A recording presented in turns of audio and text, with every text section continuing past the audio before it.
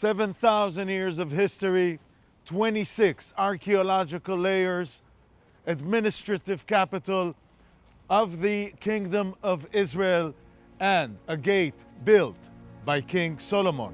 We are about to visit Megiddo.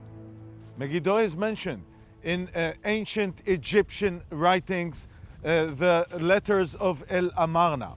We also know of an Egyptian king, a young Egyptian king called Thutmose III, that arrives here to crush a rebellion by Canaanite kings. It is King David that conquers Megiddo, turns it to a part of his united kingdom.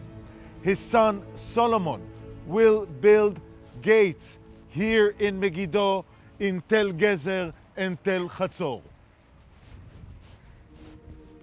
Looking at the Canaanite gate to Megiddo, one must say what determined the fate of this city is, of course, the strategic location between the Via Maris, an international trade route, the King's Road on the other side, and the fact that Megiddo is overlooking the Jezreel Valley.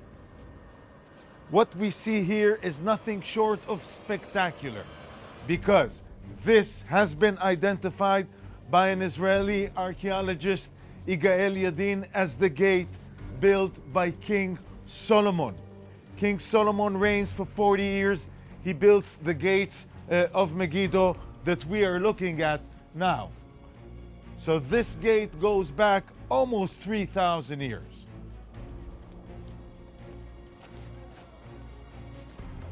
After King Solomon dies, who takes over? His son Rechavam, and it is a northern envoy of the 10 tribes of the north that arrives to Jerusalem, talking to Rechavam, telling him to lower the taxes, and what we have from then on is a split between two separate kingdoms: the kingdom of Judea, its capital Jerusalem, and the northern kingdom of Israel. Megiddo will become an important administrative capital for the kingdom of Israel, and it is King Ahab who builds it to what we see here today. Armageddon, Megiddo. In the book of Revelations, we are told that this is the place where Jesus will come and fight the kings of the earth who come and attack Israel.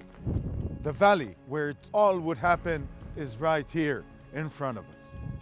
Under King Ahab, the kingdom of Israel becomes a major player in the politics here in the old ancient world, and the kingdom of Israel was known for growing horses and for having chariots. We are now in the stables of the kingdom of Israel here on Tel Megido.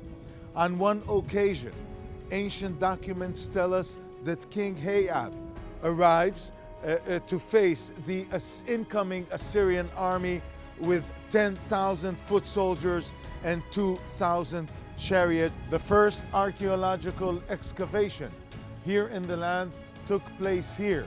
And what we are seeing here is what was revealed by a German archaeologist called Schumacher. This finding is from the Canaanite period, and what we see clearly is a pagan altar. The most exciting archaeological finding here in Megiddo is the water system, the tunnel commissioned by King Ahab to enable the people inside the city access to their water spring, which was outside. It is the Achilles heel of any city. The enemy will always go for the water system. Having known that, King Ahab commissions the building of this water system that we saw today. This huge silo hammers home the point that this was an important administrative capital of the kingdom of Israel under King Ahab.